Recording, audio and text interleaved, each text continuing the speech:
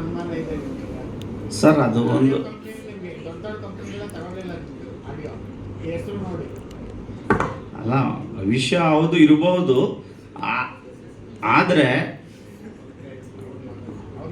Sir ಇವಾಗ ನಿಮಗೆಲ್ಲ question ಯಾವ ಥರ ಅರೇಸ್ ಆಗಿದೆಯೋ ಅದೇ ಥರ ಅವ್ರಿಗೂ ಅರೇಸ್ ಆಗಿರ್ಬೋದು. ಅಂದರೆ ನಾವು ಅವ್ರಿಗೆ ಸಿನಿಮಾ ತೋರ್ಸೋಕ್ಕಾಗಲ್ಲ. ನಾವು ಸಿನಿಮಾ ಮಾಡಿದ್ದೀವಿ ಕರೆಕ್ಟು.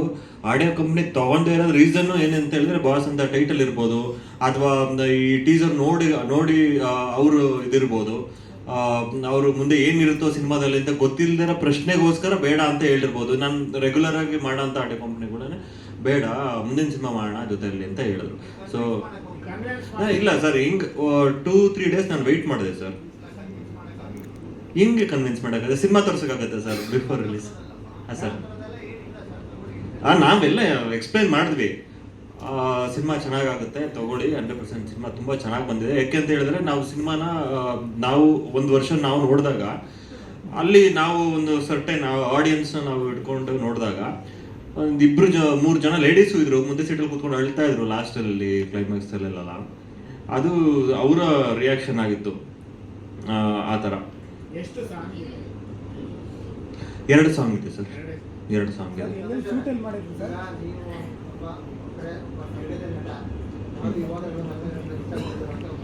ಹೌದು ಸರ್, ಅದೇ ಅದನ್ನೆಲ್ಲ ತಲೆಯಲ್ಲಿ ಇಟ್ಕೊಂಡೆ ಒಳ್ಳೆ ಸಬ್ಜೆಕ್ಟ್ ಮಾಡಬೇಕು ಅಂದ್ಕೊಂಡೆ ಮಾಡಿರೋದು ಸರ್. ಅದು ಡೈರೆಕ್ಟ್ರ್ ಹೇಳ್ದಾಗೆ ಇವಾಗ ಯಾರಿಗೂ ಹರ್ಟ್ ಮಾಡಬೇಕು ಅಥವಾ ಯಾರಿಗೂ ಪರ್ಟಿಕ್ಯುಲರ್ ಟಾರ್ಗೆಟ್ ಮಾಡಿ ಹೊಡಿಬೇಕು ಅನ್ನೋ ಥರ ಯಾವುದು ಮಾಡಿಲ್ಲ.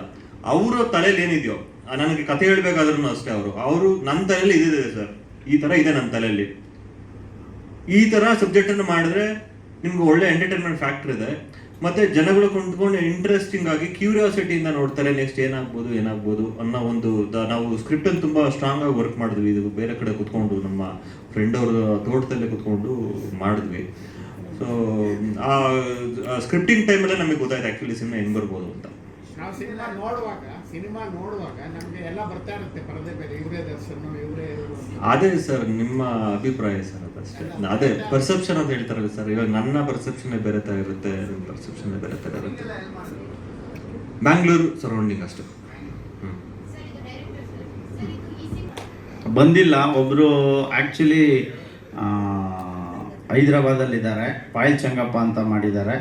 ಸೊ ನಂತರ ಮೋನಿಕಾ ಗೌಡ, ವಂದಿತಾ ಅಂತ ಈಗ ಹೆಸರು ಚೇಂಜ್ ಮಾಡ್ಕೊಂಡಿದ್ದಾರೆ. ಶೀಲಾ ಗೌಡ ಅಂತ ಒಬ್ಬರು, ಲಕ್ಷ್ಮಿ ಅಂತ ಒಬ್ಬರು ಇದ್ದಾರೆ.